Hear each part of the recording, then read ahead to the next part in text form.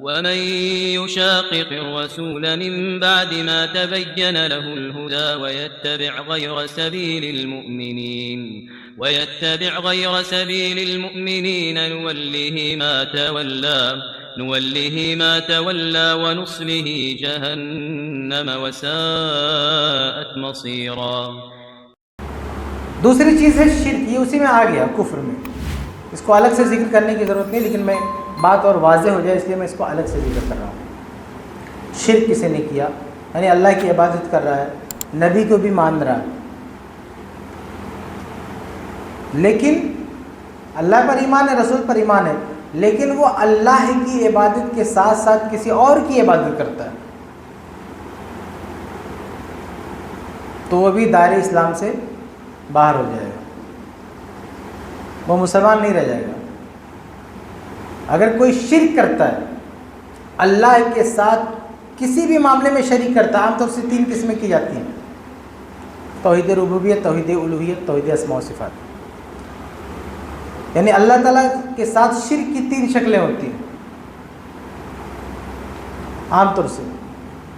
ایک یہ کہ اللہ تعالیٰ کی جو ربوبیت ہے اس میں کسی کو شریک کر لے. ربوبیت کا مطلب کہ اللہ رب العالمین ہے، پوری دنیا کا، تمام لوگوں کا خالق اللہ ہے، سب کا رازق اللہ ہے، اللہ ہی سب کی زندگی اور موت کا مالک ہے. یہ اللہ کی خوبی ہے، اللہ کی صفت، اللہ کا خاصہ ہے.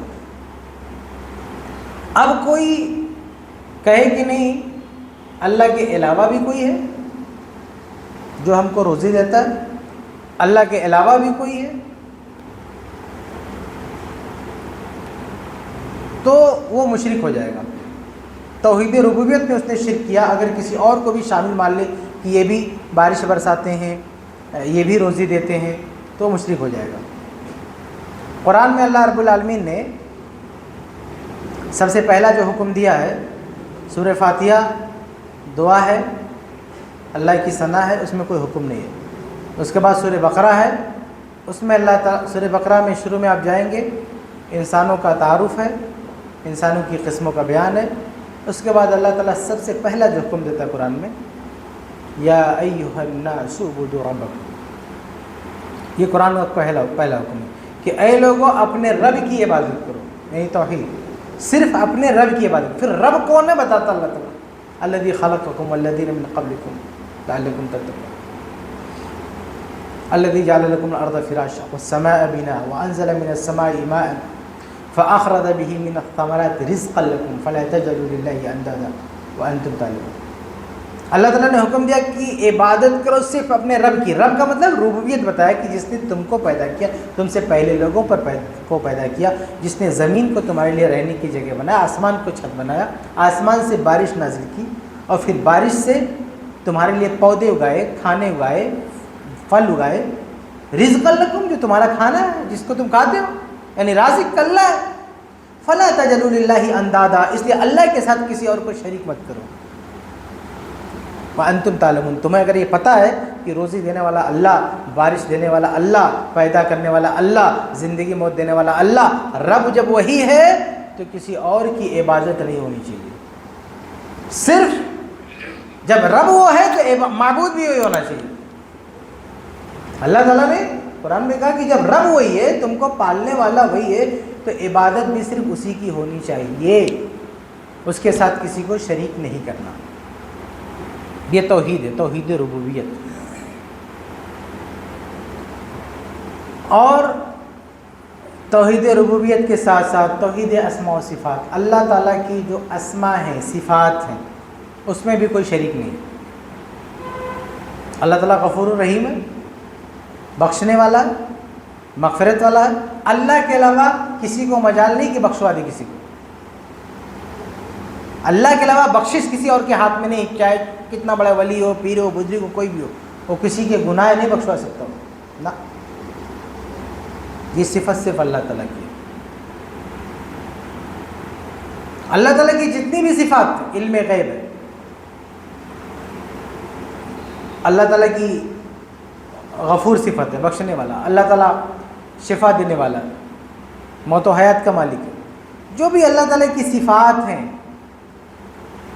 ذاتی ہوں، فعلی ہوں، جو بھی ہوں، اللہ کے ساتھ کوئی شریک نہیں ہے اس میں. اگر کسی نے مانا کہ اللہ کے ساتھ کوئی اور شریک ہے تو وہ مشرک ہے، اس نے شرک کیا. جیسے کچھ لوگ ہیں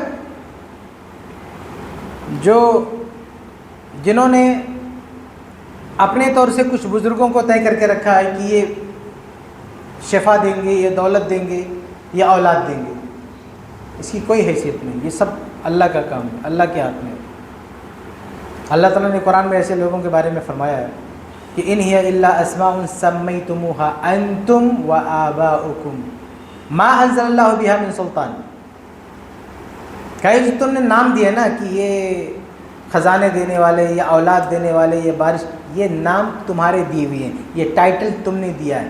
ما انزل اللہ بہا من سلطان، اللہ نے اس کی کوئی دلیل نہیں اتاری ہے. کہ اللہ نے بتایا کہ یہ ایسا کر سکتے ہیں؟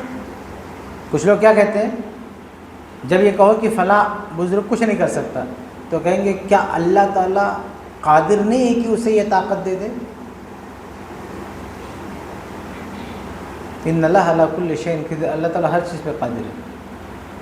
لیکن ولن تجد لسنت اللہ تبدیلا، اللہ کا قانون بھی ہے. قدرت اور قانون دونوں کو سمجھنا چاہیے.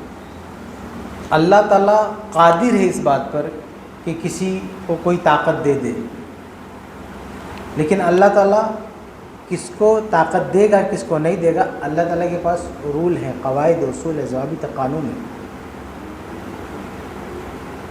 اللہ تعالیٰ کا ایک قانون ہے، ایک ضابطہ ہے. سنن ترمذی کی روایت ہے کہ جابر بن عبداللہ رضی اللہ تعالیٰ عنہ کے والد عبداللہ شہید ہو گئے. اللہ تعالیٰ نے ان سے کہا کہ تمنا علیہ عاتقہ، یہ بندے جو مانگنا ہو مانگ، میں تجھے دے دوں گا. اللہ تعالیٰ نے سے کیا کہا؟ اللہ تعالیٰ نے ان کی روح جب گئی اللہ تعالیٰ کے پاس تو اللہ نے کہا شہید ہو گئے، جنتی صاحب. اللہ نے کہا کہ جو مانگنا ہو مانگ لے، میں تجھے دوں گا، منہ مانگا انعام. بھئی کوئی دنیا میں کبھی کبھی کوئی بادشاہ خوش ہوتا ہے تو کہتا ہے کہ جو مانگنا ہو مانگ لے، میں دوں گا. ہو سکتا نہ دے پائے ہو، لیکن اللہ کے پاس کوئی کمی ہے؟ اللہ اگر یہ کہے کہ جو مانگنا ہے مانگ لے میں دوں گا، تو پھر اس میں اللہ تعالیٰ کے پاس کوئی کمی نہیں ہے، سب کو دے سکتا ہے. لیکن عبداللہ نے کیا مانگ لیا پتہ ہے؟ عبداللہ رضی اللہ تعالیٰ نے کہا کہ اے اللہ مجھے دنیا میں دوبارہ بھیج دے. تو پھر اللہ نے کیا کہا؟ انہ قد سبق منی انہم الیہ لا یرجعون، کہ بندے یہ تو نے کیا مانگ لیا ہے، یہ تو میرا قانون بن چکا ہے کہ جو یہاں آ گیا دوبارہ نہیں جائے گا، دوسرا کچھ مانگ. ہاں تو اللہ قادر ہے کہ نہیں دوبارہ بھیجنے پہ؟ قادر ہے. دوبارہ زندہ کرنے پر قادر ہے. زندہ کیا بھی اللہ تعالیٰ نے اس قانون کے خلاف، جس کو معجزہ کہتے ہیں. مرنے کے بعد بھی اللہ نے زندہ کیا کئی لوگوں کو، وہ قانون کے خلاف ہے. اللہ چاہے تو اپنا قانون توڑے، اللہ کی مرضی. لیکن جب اب صحابی نے کہا دوبارہ مجھے دنیا میں بھیج دے، اللہ تعالیٰ نے کہا یہ نہیں ہو سکتا. تو اللہ تعالیٰ ہر چیز پہ قادر، اس کا مطلب نہیں کہ آپ اپنے من سے بنا لو کہ اللہ قادر ہے تو اللہ نے کیا بھی ہے. ہاں کہتے کہ اللہ تعالیٰ کے پاس اتنی قدرت نہیں کہ ہمارے بزرگ کو یہ دے دے. قدرت ہے لیکن دیا کیا؟ دیا. اس قدرت کا مظاہرہ یہاں ہوا، اللہ نے دیا. وہی اللہ تعالیٰ کہہ رہا ہے کہ ما انزل اللہ بہا من سلطان. یہ تم نے جو ٹائٹل دے کے رکھے نا کہ یہ روزی دے گا، فلاں دے گا، فلاں دے گا، اللہ نے کوئی دلیل اتاری ہے؟ اللہ نے تم کو بتایا ہے کہ ہم نے ان کو یہ پاور دیا؟ نہیں، کوئی دلیل نہیں. کہا یتبعون الا الظن، یہ لوگ صرف گمان میں ہیں، خوش فہمی میں. ثبوت نہیں ان کے پاس کہ اللہ نے یہ پاور دیا. گمان، اٹکل پچو سے سوچ رہے، خوش فہمی ہے. یہ صرف ایسے ہی خیالات میں گم ہیں، ان کے پاس کوئی دلیل نہیں ہے. تو اسماء و صفات، اللہ تعالیٰ کی جو صفات ہے اس میں بھی کوئی شریک نہیں.